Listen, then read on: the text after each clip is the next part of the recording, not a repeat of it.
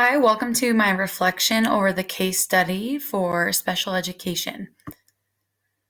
The facts. What do we know? Well, we know that Dover is a large high school serving 3,200 students.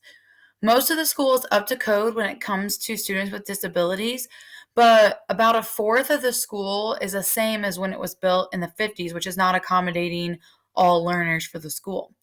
Miguel is the star quarterback and gets tackled in the playoff game. And when they take him to the doctor, he is paralyzed from the waist down. So he's gone through a traumatic experience. And when he returns to school, his schedule is changed. He was originally in biology, but there was not a biology classroom that was accessible to him. So it was switched by Miss Guzman for another science class that would suffice for his graduation requirements, but not necessarily for college requirements. So the parents are not notified of this change in schedule, and they're not happy about it. Legal and ethical issues. Miguel is severely harmed by this decision. So, like I said, biology will be a credit for his graduation, but it's not going to prepare him for college, and which could harm his college application process and eventually harm him from getting into college at all. By switching his classes, Dover District is not in compliance with Section 504 and FAPE. So districts must provide FAPE to students who have a physical or mental impairment that largely limits one or more major life activities. They did what was best for the school and not for the student. So they did not make any accommodations, did not try to change his classroom that he was supposed to be in, or try to, I don't know where it was, maybe build a ramp, whatever was necessary for that student to have success. They did not change it. They just went about with what was easy and just changed his schedule to a new class. Miguel is being discriminated against. So the Americans with Disabilities Act protects people with disabilities to be discriminated against in all aspects of public life. So whether that be a job, out in public at a restaurant, or in school. So he's not given what he's needed based on his disability. So what is happening? In one short sentence, Miguel is not provided FAPE that meets his unique needs. What do we know about the people? Well, we know that Dr. Harvey is the superintendent. Miguel Hernandez is a student who was playing football and was paralyzed from the waist down. Mr. and Mrs. Hernandez are Miguel's parents. Miss Guzman is a school counselor who changed his schedule. And then Howard Carey is Miguel's attorney that comes and says that they're not providing him what he needs. And what is unknown? Is a superintendent involved? Does he know what's going on? I assume he doesn't, because I think Miss Guzman, from what the case study reads, was the only one that had made changes and didn't really converse with anybody about it. Did Miss Guzman talk to anyone for this change? Are other students not getting their education that they need? Are they following FAPE for all students with disabilities, or are the parents just kind of overlooking it, not knowing their rights? Will the family and the principal be able to work this out together and not involve that attorney or other outside influencers? Place. The known facts is this is Dover Unified School District. It's in Nottingham High School, which is the only high school in the town. There are 3,200 students. It's built in the early 1950s. It is a central hub for all activities. Lots of stuff going on there. The community is highly involved. And then, like I said in the first slide, that 3/4 of the school is up to code for students with disabilities, but a fourth of it is lacking. What's unknown? What other parts of the school are not accessible for students with disabilities? Are they areas with core classes that these students must take, or are they elective classes? What types of classrooms are not accessible? Can the teachers switch rooms? Is this possible and feasible for the teachers to make a short, quick, temporary change? Can the district start to make changes to the rest of the school? Do they have the funds? Is there places accessible for disabled students for these classes? So are there alternate classrooms that could be used, or is everything being used and there's nowhere to go? Program. Miguel is a sophomore in public education, and NHS offers many courses that are sufficient credits for graduation. Miguel wants to take biology, but instead is put into another science class. Unknown. Had Miss Guzman and the principal talked about the new science placement? Doesn't sound like it according to the case study. What are the other options for the science class? Future classes need to be looked at and their accessibility. This is not something that's going to go away. There are students who have disabilities coming in and out of that school, I would assume, with 3,200 students. And if there are not accessible areas for one student, I'm sure there are many unaccessible areas for others.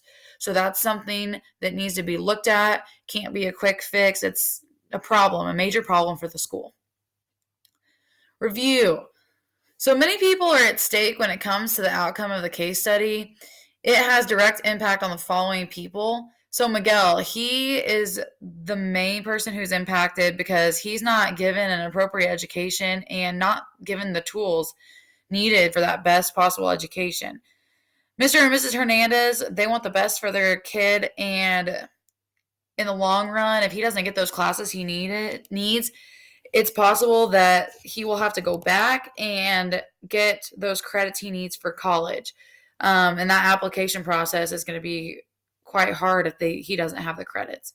The principal. So as I am the principal, I will be damaged if I do not take control of the situation and make it right immediately. We are going to suffer a lawsuit if we don't give the child their free, appropriate public education. And if it's not handled correctly, I could possibly be fired and lose credibility as a principal. Miss Guzman, she either was not sure about the Section 504 and FAPE. She did not know her job, I guess. I don't know. Or she just wanted to do what was easy. So her job is also in jeopardy if she does not make a change. And that obviously would come from me as a principal telling her that she needs to make a change. So her job could be in jeopardy. And then NHS, the school's credibility is at stake if they don't accommodate all students. It's important that you are credible as a school and that you make sure that all students are successful and have the tools to be successful. And then Dr. Harvey. So he is the superintendent and he needs to be notified immediately, and he can help provide support in the situation and guidance that would be helpful to me as the principal and someone that I could brainstorm with on possible ways to a solution. Possible options for solutions and the consequences. Well, one is change the location of the biology class. 2 is temporarily change location and request a bond for new updates of the school. Go with Miss Guzman's placement, and then offer an alternate learning for that class, which would be online, would be the best possible way. So pros and cons. For number 1, change the location of the biology class. It accommodates the needs of Miguel and is in compliance with FAPE, so it's giving him what he needs.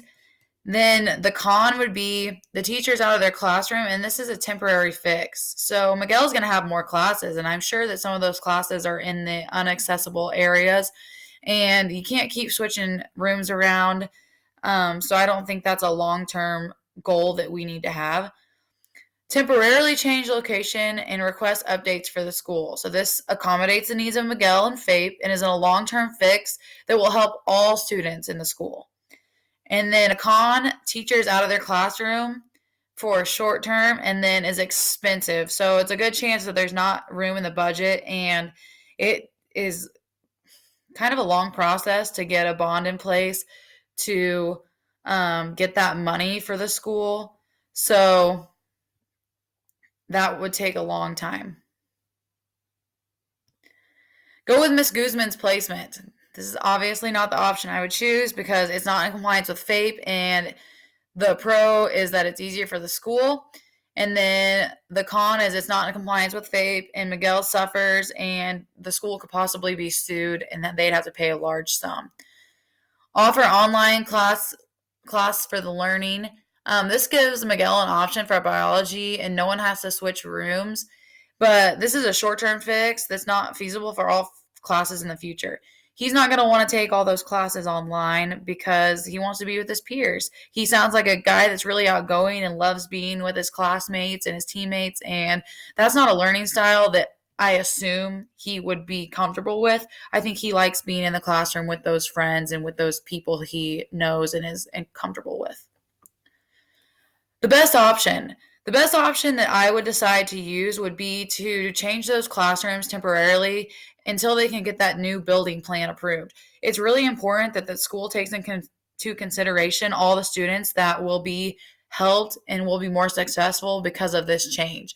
So make that short-term fix to move the rooms, but ultimately have all areas of the school accessible to students with disabilities and unique needs. Implementation. Here's a step-by-step list of things that I would do in this situation in the case study.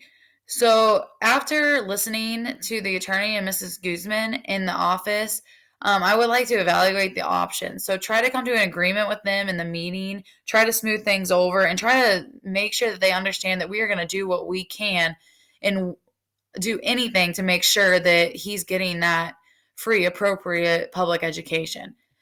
2, I would reach out to the superintendent for help and suggestions on the matter. I want to make sure that he's in the loop and that he knows what's going on, and that I can take what he has to say into consideration. And 2 minds working is better than 1. Come to a conclusion. 3, have Ms. Guzman change the schedule back to biology class. We can't take him out of that class. That's not right. I would find alternate areas for that class. I need to look through the school and make sure that we have a spot, and if not, make a spot for it. Talk to the teachers about them moving their classroom for temporary. And then 6 would be accommodate Miguel in the best way. So offer him that solution on the previous slide. So in that previous slide, we said that he would be in biology class, either in an alternate setting, which would be the teacher moving rooms, or he could take it online. That's his choice. Number 7 would be make sure he's comfortable in that classroom or comfortable in online learning, and make sure he can get to that classroom without any problems and that he's comfortable. And then number 8 would be connect with all stakeholders on the improvement needs for NHS so that they can accommodate the needs of all students and provide success in their education. So it's important that we move quickly on this and get things in action because it will take quite a long time to get the money approved and to get the construction up and running. So if that path doesn't work, there's some alternate decisions that I would make and do. So I would call in all forces. That would be maybe people at the board office that could brainstorm with me on how to accommodate Miguel in the best way. If it came down to it and they're going to sue the school, I would get an attorney, and hopefully that would be resolved with legal help. Try to resolve the issue involving the least amount of people. I think it's important that we don't involve all people out and about, a bunch of teachers, a bunch of people at the board office. If we can use the least amount of people to come up with a solution, I think that's better. And if there are no funds for the remodel, then they're going to have to suggest raising taxes in the community and or also helping with some fundraising events, because this is really important for the school and it's necessary for the needs of students that are there.